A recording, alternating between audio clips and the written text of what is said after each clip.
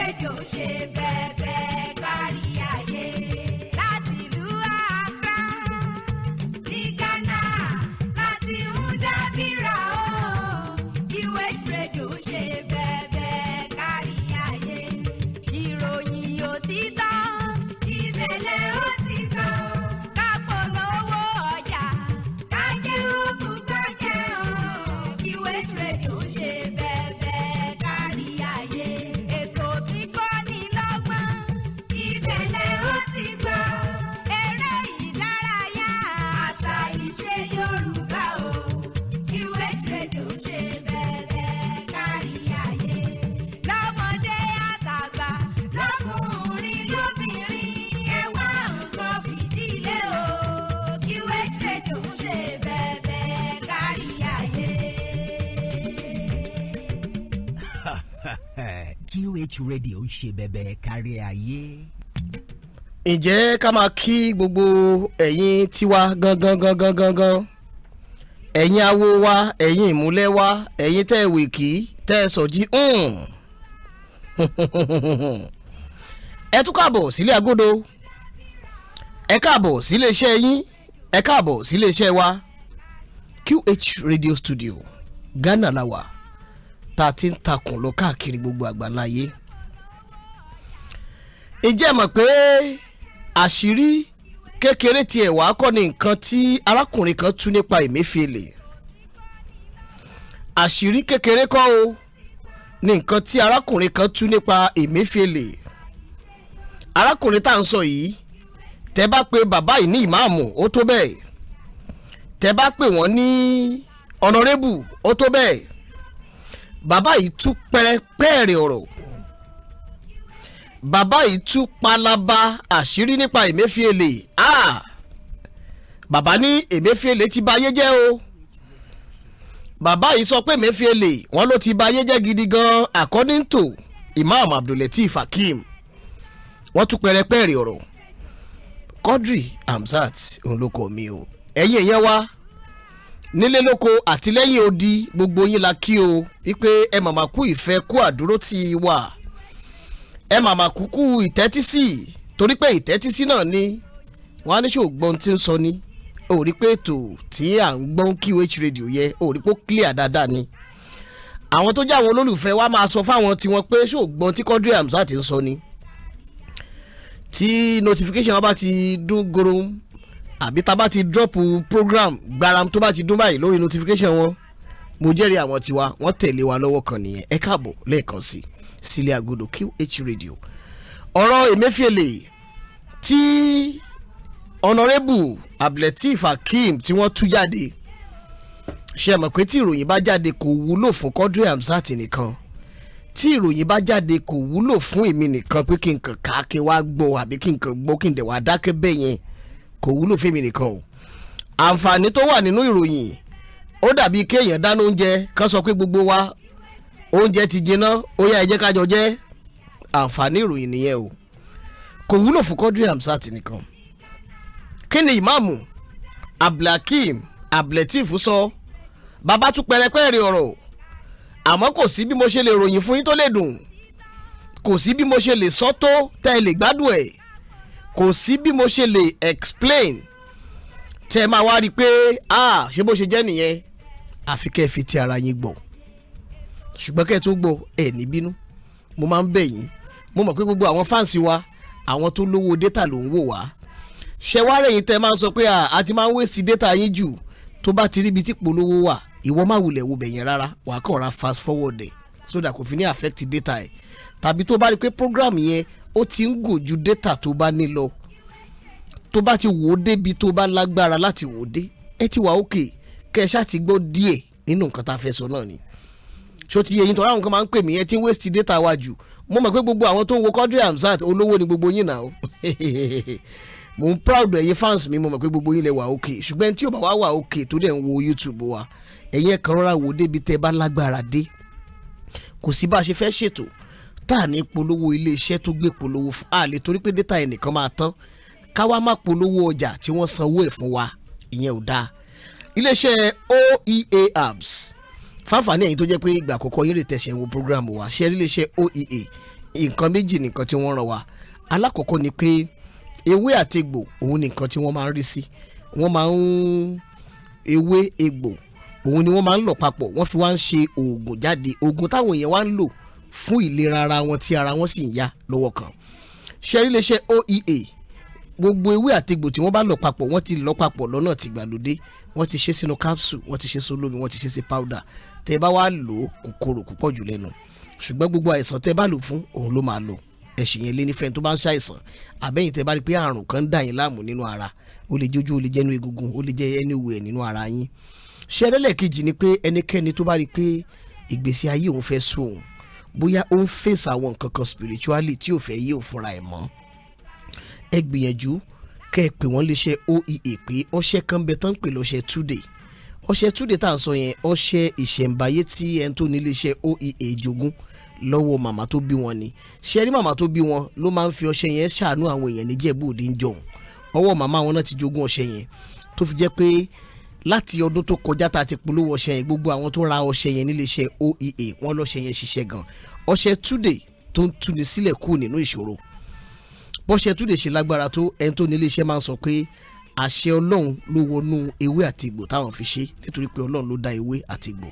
Tí wọ́n náà bá wá ní kó níṣòro kan spiritually, àbò orí pé nǹkan kan ń ṣe ẹ́ tí ọ̀nà fẹ́ dímọ̀ ẹ bákan má dára ẹ láàmú, pé wọ́n lórí gbogbo àdáwọ́lé tó létọ́wọ́ gbogbo nǹkan tó bá dàbí spiritual problem tó bá ń face, béèrè fún ọṣẹ Today lọ́wọ́ ọ̀gá àgbà tó ní iléeṣẹ́ OEA.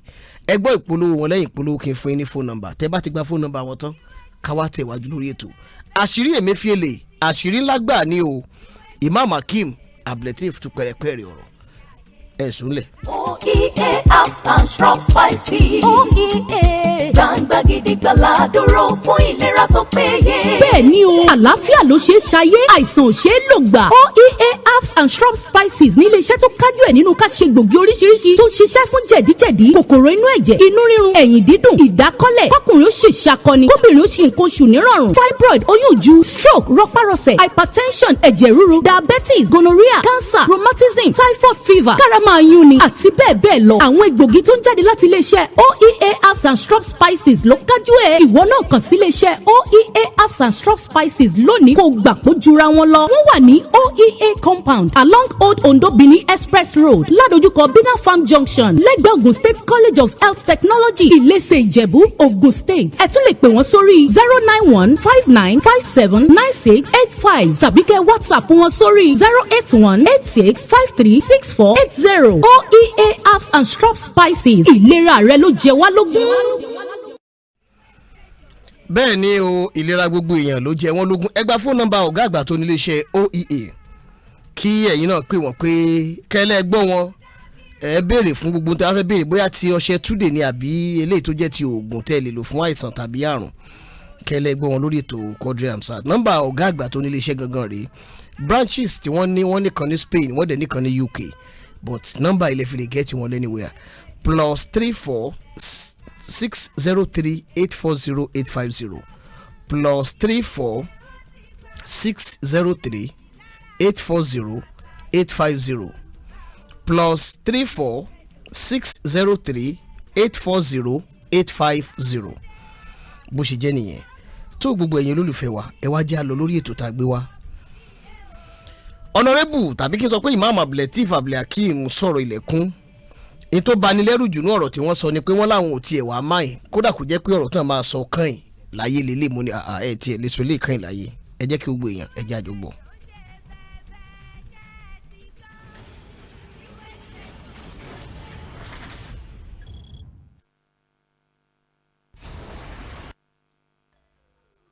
Nigerians, I will speak.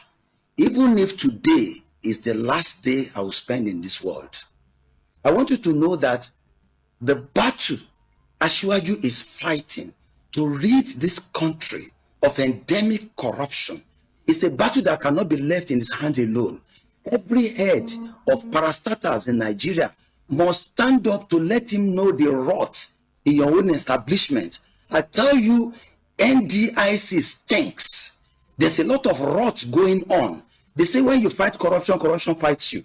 Now, the document you see in my hand is one of the ways the corruption engineers in Nigeria are fighting back. Each time you say finally to have a change, like the one brought about by President Asiri Odale, you will have the change champions who will support him, but you have the change skeptics and the game changers who will frustrate all his effort to rid Nigeria of this mess. Now, this is the purported new act of the NDIC. And I tell you for nothing, this is Emefiele's act. I tell you because here they are taking away the powers of Mr. President in respect of the NDIC. Let me start by telling you the mandate of the NDIC. The NDIC is set up as an independent agency of government to ensure that depositors' money is protected in all the banks and all financial institutions, to protect it so that Nigerians can be protected from the misbehavior of bank directors, whether in conspiracy with the CBN or when they are acting alone. That is why the NDIC has been set up as an independent body to ensure that depositors do not cry even when banks fail. So there are 4 mandates. The first mandate of the NDIC is to guarantee Nigerians who have deposits in all these banks that relax, be calm, your deposit is safe. Number 2 is to inspect the banks, because prevention is better than cure. To go around the various banks and ensure that the banks are not messing around with depositors' fund, to ensure that creditors are, those who are borrowing money from the banks are those who have the capacity to pay, and to ensure that the bank is run in the right way to bring about the happiness and the wellness of depositors. That's our second mandate, to go to the banks and ensure that we prevent collapse. Now, the third mandate is whenever the central bank eventually declares that a bank has failed, the NDIC, without interference of anybody, to go there and resolve what is happening. What do? You begin to gather the data of depositors with the aim of ensuring that depositors get the sum that is meant for them. For example, if a microfinance bank fails, for instance, we first pay them 200,000. Even if they have more than that, we are going to liquidate the assets of the banks. We are going to go after those who are owing the bank, and we are going to now make sure that we pay back the balance. But I tell you, that is not what is happening now. They've taken over.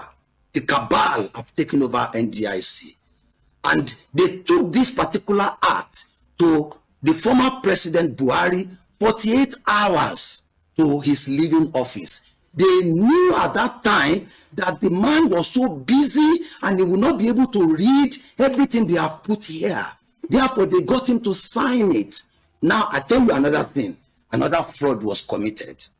This document that was signed is materially different from the vote and proceedings of the National Assembly that passed it. When I was appointed, I told all Nigerians, I am not celebrating. I am going to be part of those who will work with Asiwaju to rid this country of mess. Do not congratulate me until I have left NDIC better than I met it. Therefore, no sooner than we were appointed by the president, waiting for confirmation, they quickly introduced a new bill, a law that will truncate everything that we wanted to do. So I participated in the House, in the National Assembly, because as a lawmaker, I am a lawyer of over 30 years at the bar. So I know that whatever is passed by the National Assembly and assented to by the president will be what my board will implement. So I was interested in every detail of what they were passing. My God, what has happened now is completely different from what was passed. Let me tell you, not all Nigerians are corrupt. The National Assembly still has so many senators who are men of integrity. The House of Representatives, not all of them are corrupt. There are men of integrity. They knew at that time that if they introduce this section that I'm about to talk about to them on the floor, they will vote against it. So what did they do? It was hidden somewhere. It was not part of what was passed by the National Assembly.